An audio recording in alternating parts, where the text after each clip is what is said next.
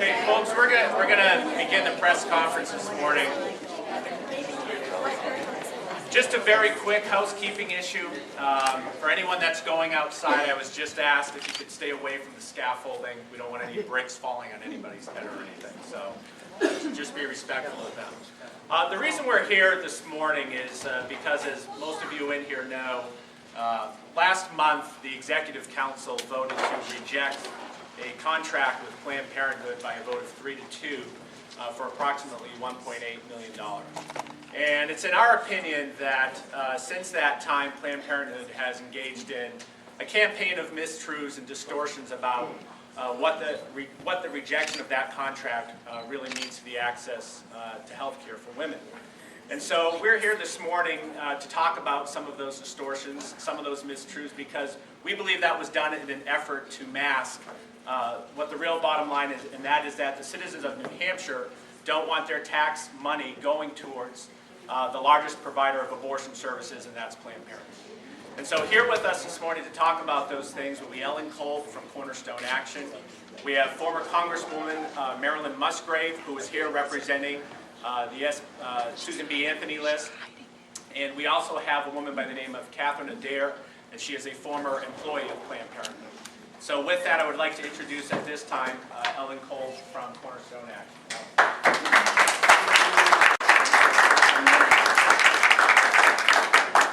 As an $18 million organization, Planned Parenthood of New England is claiming that it must deny basic health care to 15,000 women because of one state contract rejection. We challenge that claim.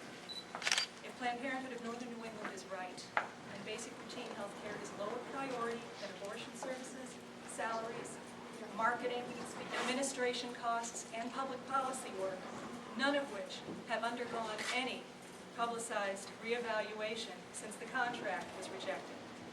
Your allocation of its own resources has a much more profound effect on women's health than anything the Executive Council can do.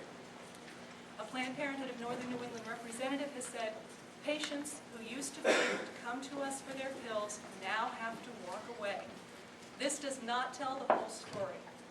When I was at yesterday's Executive Council meeting, a counselor asked the Commissioner of Health and Human Services about this, and the Commissioner reported that Planned Parenthood was continuing to provide clients with birth control prescriptions, which can be filled elsewhere. A publicly displayed sign saying that Dan St. Hilaire is standing between women and their birth control is thus beyond insulting. Furthermore, Planned Parenthood is hardly the only agency in the state for birth control counseling and supplies. We thank Executive Councilors Dan St. Hilaire, Ray Wizora, and Dave Wheeler for their June 22nd vote rejecting the Planned Parenthood contract. The Executive Council reviewed 11 family planning contracts that day, which altogether were meant to serve 26,000 New Hampshire residents under the state-federal partnership known as Title X. 10 of those contracts went through with no problem, so obviously family planning is not in dispute. The 11th contract was with Planned Parenthood, which differs from the other 10 contractors in an important respect. It is an abortion provider.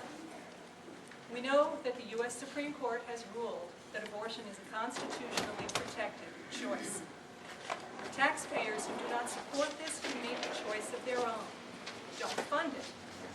The June 22nd vote underscored the concern we have that any public money that goes to an abortion provider, even for a program like Title X that cannot cover abortion, frees up other dollars within the organization that it may use to perform and promote abortion. The thousands of New Hampshire supporters of Cornerstone believe that respect for choice and personal responsibility must extend to taxpayers who do not want an abortion provider reaching into their wallets.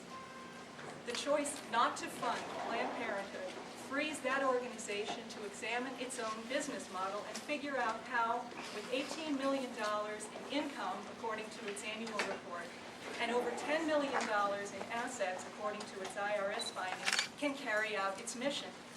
If healthcare is truly a priority, that won't be a problem.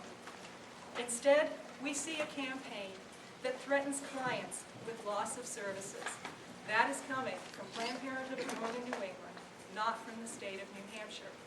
And now Marilyn West.